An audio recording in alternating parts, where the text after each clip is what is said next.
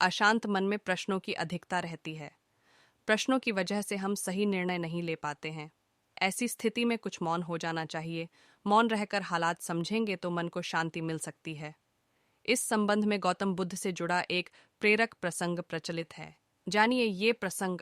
प्रचलित प्रसंग के अनुसार गौतम बुद्ध रोज अपने शिष्यों को उपदेश देते थे।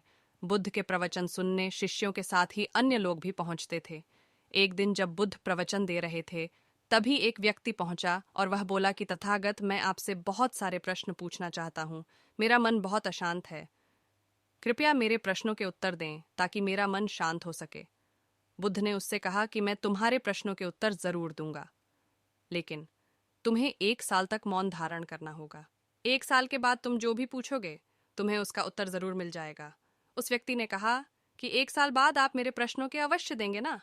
बुद्ध ने कहा कि मैं अपनी बात का पक्का हूं, तुम्हें सारे प्रश्नों के जवाब दूंगा, लेकिन 1 साल बाद।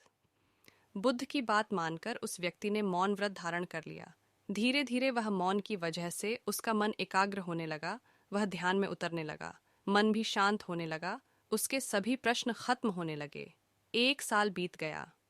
समय पूरा होने के बाद बुद्ध ने उस व्यक्ति से कहा कि अब तुम अपने सभी प्रश्न मुझसे पूछ सकते हो। ये बात सुनकर वह व्यक्ति हंसा और कहा कि 1 साल पहले मेरे मन में कई प्रश्न थे, लेकिन अब सारे प्रश्न शांत हो गए हैं। अब मेरे पास आपसे पूछने के लिए कोई प्रश्न नहीं है। बुद्ध ने उस व्यक्ति से कहा कि जब तक हमारा मन शांत नहीं है, मन में ढेरों प्रश्न उठते रहते हैं, उसकी परेशानियां बनी रहती हैं। अज्ञान और भ्रम की वजह से हमारा मन प्रश्नों के उत्तर तक पहुंच ही नहीं पाता है।